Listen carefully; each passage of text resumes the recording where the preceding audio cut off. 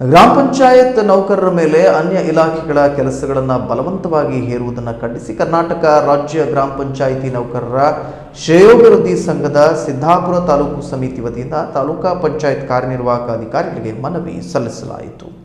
ಗ್ರಾಮ ಪಂಚಾಯತ್ ನೌಕರರು ಈಗಾಗಲೇ ಮಹಾತ್ಮ ಗಾಂಧಿ ರಾಷ್ಟ್ರೀಯ ಗ್ರಾಮೀಣ ಉದ್ಯೋಗ ಖಾತ್ರಿ ಯೋಜನೆ, ಸ್ವಚ್ಛ ಭಾರತ್ ಮಿಷನ್, ಜಲ ಜೀವನ ಮಿಷನ್, 15ನೇ ಹಣಕಾಸು ಯೋಜನೆ ಹಾಗೂ ಪ್ರಧಾನಮಂತ್ರಿ ಆವಾಸ್ ಯೋಜನೆಗಳ ಅನುಷ್ಠಾನದಲ್ಲಿ ನಿರಂತರವಾಗಿ ತೊಡಗಿಸಿಕೊಂಡಿದ್ದಾರೆ. ಇದರೊಂದಿಗೆ ಕುಡಿಯುವ ನೀರು ಸರಬರಾಜು, ಬೀದಿ ದೀಪ ನಿರ್ವಹಣೆ, ಕರ ವಸೂಲಿ, ಜನನ ಮರಣ ನೋಂದಣಿ, ಸಕಾಲು ಸೇವೆಗಳು ಹಾಗೂ ಇಸ್ವತ್ತು ಮುಂತಾದ ತಂತ್ರಾಂಶಗಳ ನಿರ್ವಹಣೆಯನ್ನು ಯಶಸ್ವಿಯಾಗಿ ಮಾಡುತ್ತಿದ್ದಾರೆ. ಹೀಗಿರುವಾಗ ಕಂದಾಯ ಇಲಾಖೆಯ ಗ್ರಾಮ ಆಡಳಿತ ಅಧಿಕಾರಿಗಳು ಹಾಗೂ ಗ್ರಾಮ ಸಹಾಯಕರು ಮಾಡಬೇಕಾದ ಮನೆ ಮನೆಗೆ ತೆರಳಿ ಜಾತಿ ಆದಾಯ ಹಾಗೂ ನಿವಾಸಿ ಪ್ರಮಾಣ ಪತ್ರ ವಿತರಿಸುವ ಕಾರ್ಯವನ್ನು ಪಂಚಾಯತ್ ನೌಕರರಿಗೆ ಬಲವಂತವಾಗಿ ನಿಯೋಜಿಸುತ್ತಿರುವುದರಿಂದ ಪಂಚಾಯಿತಿಯ ಮೂಲ ಕರ್ತವ್ಯಗಳಿಗೆ ಹಾಗೂ ಸಾರ್ವಜನಿಕ ಸೇವೆಗಳಿಗೆ ತೀವ್ರ ಅಡಚಣೆಯಾಗುತ್ತಿದೆ ಎಂದು ಸಂಘದ ಪದಾಧಿಕಾರಿಗಳು ಆತಂಕ ವ್ಯಕ್ತಪಡಿಸಿದರು.